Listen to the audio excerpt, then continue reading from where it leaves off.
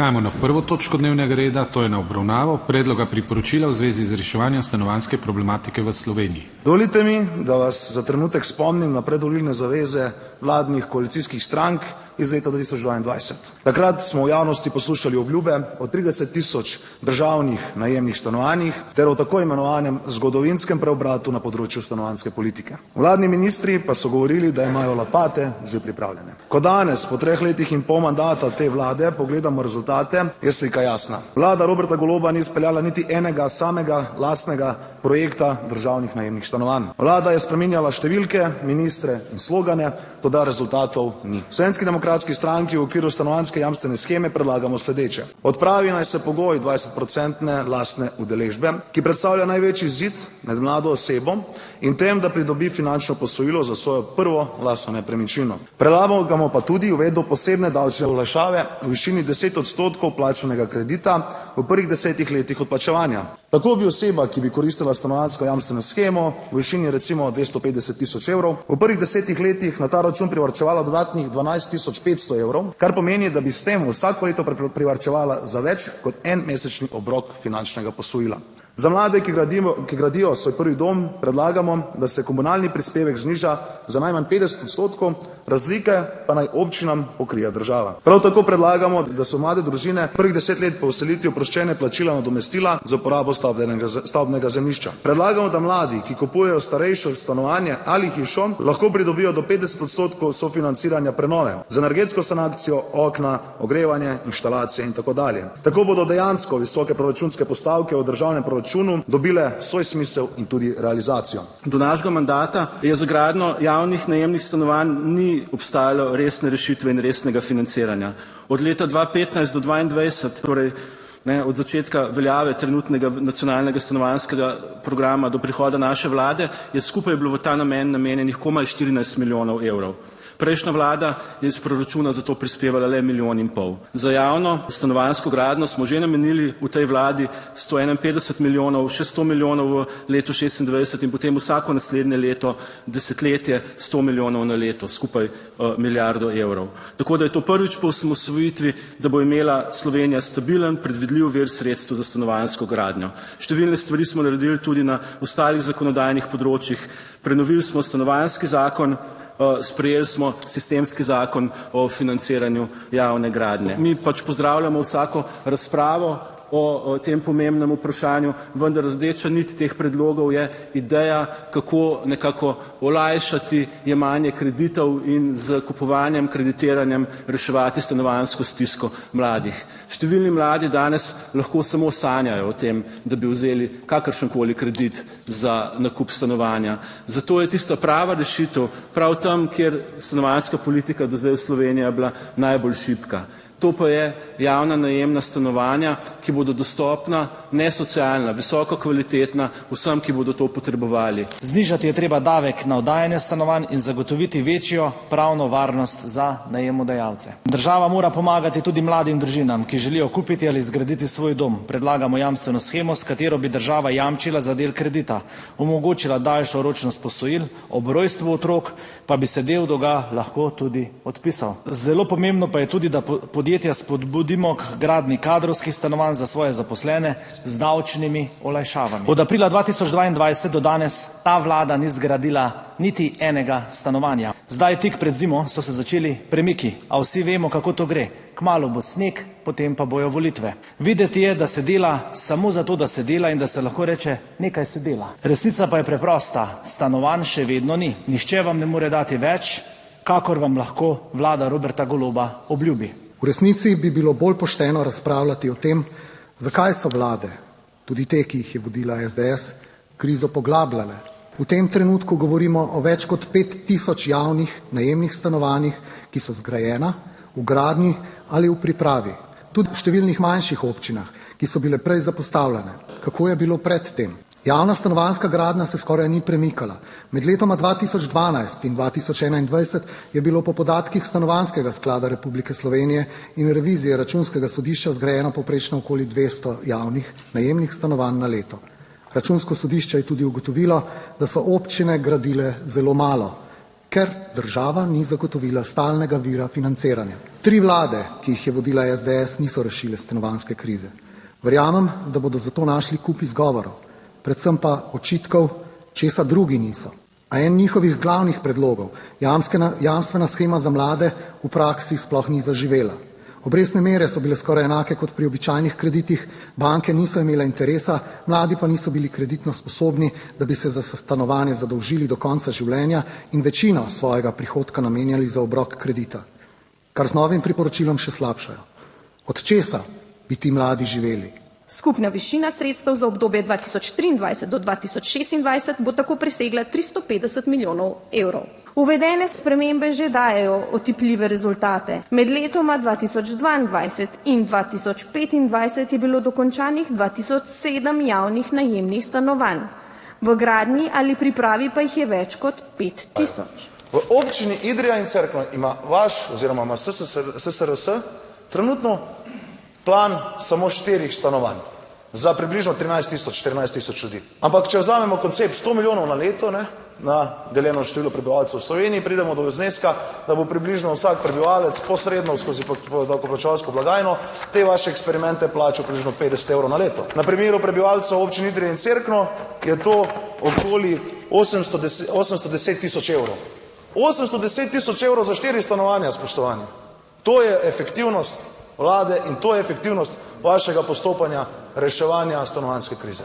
Žalostno je, da v svojih stališčih vsi predstavniki koalicije niste bili vsaj toliko, bom rekel, široki, da bi uvideli, da predlagamo tudi stvari, ki ste jih sami zapisali v koalicijsko pogodbo. Se spomnite tiskovne konference, kjer Luka Mesec javno obljubi Slovenkam in Slovencem 2000 stanovanj na leto in ga popravi predsednik vlade Golob in reče, ne, 3000 bomo zmogli, 3000 bomo zmogli. Mislim, jaz v tej točki lahko kar zaključim razpravo in lahko zaključimo današnjo sejo, da ste daleč stran od teh stanovanj. Je prej kolegica rekla, da je prioriteta Golobove vlade stanovanjska politika, me je tega močno strah, ker tudi zdravstvena reforma je prioriteta te vlade, pa še marsikaj drugega, ampak glede od KPK-ja res ne pridemo prav nikamor.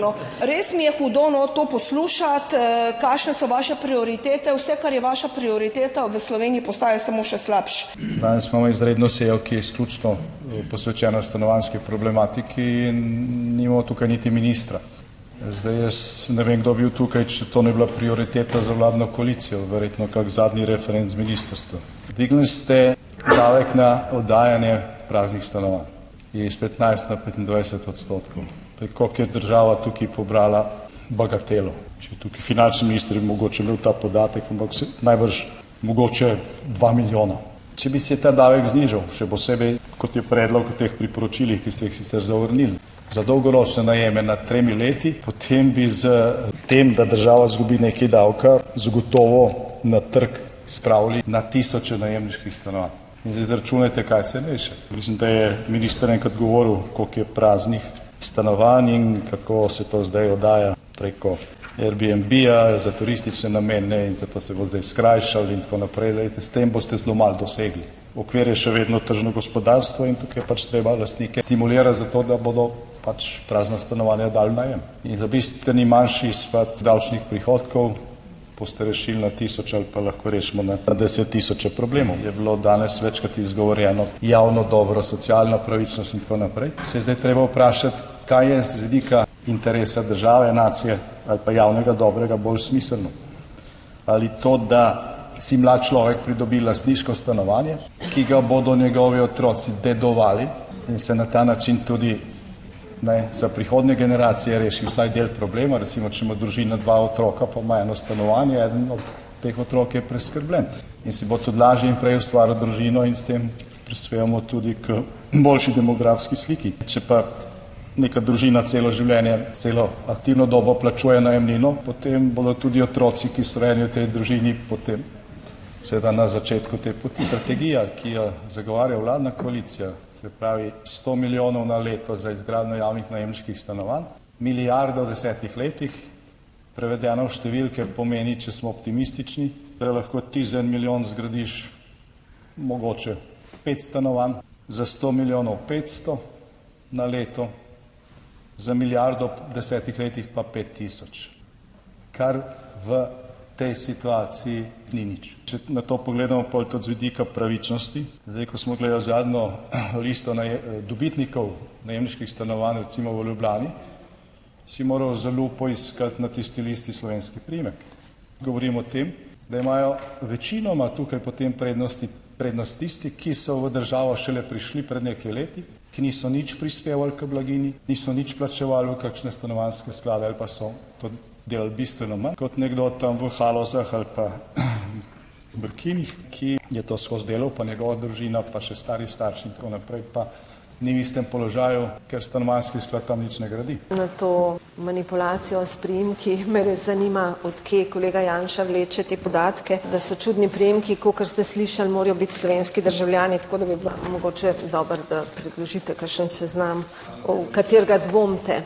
Zelo deplasirano moram reči. Vsekakor je treba narediti nekaj na dolgoročnem oddajanju, ampak zato ne potrebujemo vaših priporočil, ampak vlada na tem že dela. Tako da jaz mislim, da je v dobro mladih ljudi absolutno treba nadaljevati s politiko, ki jo vodi ta vlada, zato ker več stanovanj, ko bo potencialno lahko v prihodnosti pripelje tudi do tega, da bojo cene malo bolj znosne. Takrat pa bo smiselno podpreti ugodnejše kredite, ampak spodbujati ugodnejše kredite na trgu, ki ima abnormalne cene, pa mislim, da je nevarno za mlade ljudi. In mislim, da so te predlogi zelo slabi za mlade ljudi. Tereza Novak je prva poslanka koalicije, ki se na današnji seji opredelila za to, da mlade raje sili v državno odvisnost, v državni najem, kot pa da jim omogoči pridobitev lastne nepremičnine. Spoštovana Tereza Novak, kdaj boste realizirali potem koalicijsko pogodbo, če vam je do volitev ostalo le nekaj mesecev, ne? Govorite pa, da o tem potekajo priprave oziroma dela na ministrstvu. Si bom dovolil biti malo drzen za zaključek tega dela razprave. V medijih smo lahko brali, da ima vodja poslanske skupine Levica, da si je, odkar je poslanec, pridobil kar nekaj stanovanj, pa tudi eno veliko zazidljivo parcelo. Predlagam vam, da ste sami na začetku zgled, pa ponudite, ne, donirajte državi vaše parcele, pa naj se tam začnejo graditi te vaše prva državna najemna stanovanja. Na to pa ne pristanem, ne, da je prejšnja vlada vse naredila, vse sfinancirala, potem pa je nekdo prišel, pa samo tako, rekel, ponosno prerezal trak. Stanovanjska soseska Podbreznik v Novem mestu, tam je 103 javna najemna stanovanja. Cena celotne te soseske 19 milijonov 800 tisoč evrov. Tiste sredstva, ki so bila zagotovljene strani prejšnje vlade, so bila v okviru dobrega pol milijona evrov.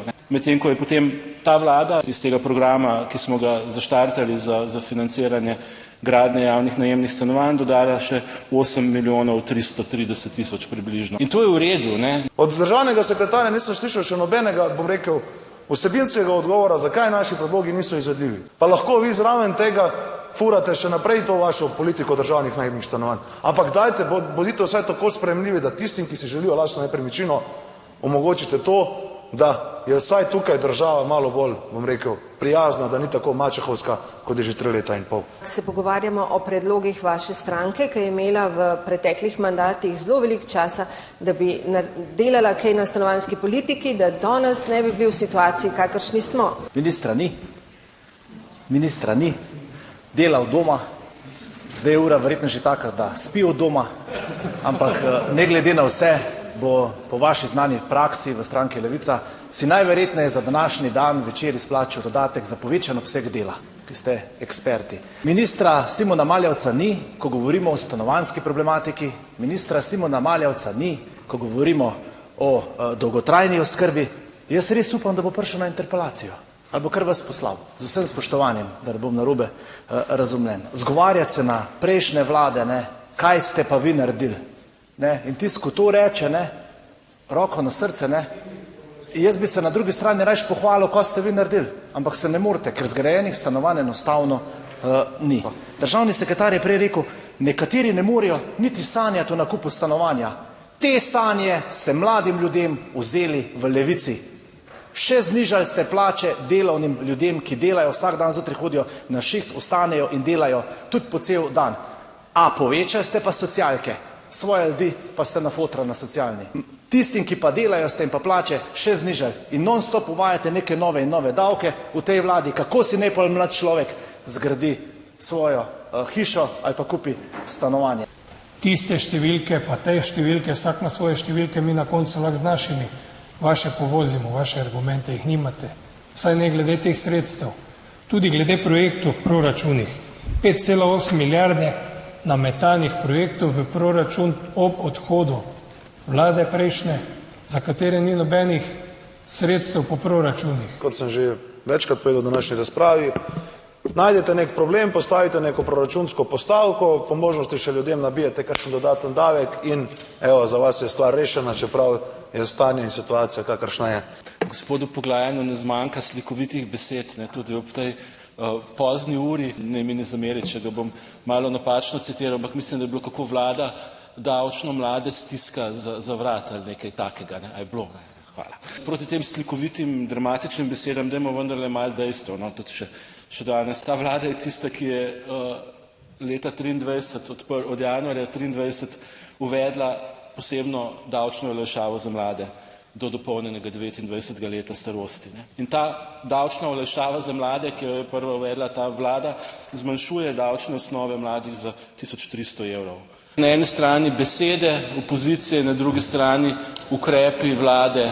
Hvala, da ste pohvalili isto spremembo zakona o dohodnini, ki je dvignil olajšavo na 1400. Veste, tisto je bil amandma Slovenske demokratske stranke, ki je bil sprejet.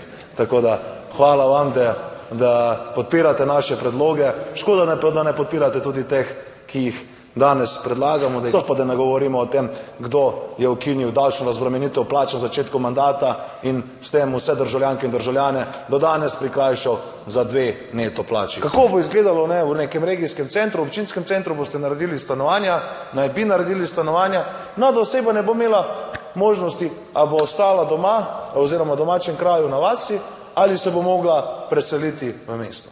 To je vaša politika, vaše vlade. Glejte, in če ste pa res taki zagovorniki državnih najemnih stanovanj, pozivam vse vas, najprej ste, kolegica Gazinkovski, ste govorili o tem, koliko stanovanj naj bi se gradilo v Kranju. Glejte, spoštovana, potem vas pa pozivam, da ko bodo zgrajena ta stanovanja, da prodate lastno nepremičnino in se kot prva vselite v državno najemno stanovanje. Hvala vsem za potrpežljivost in dobro jutro.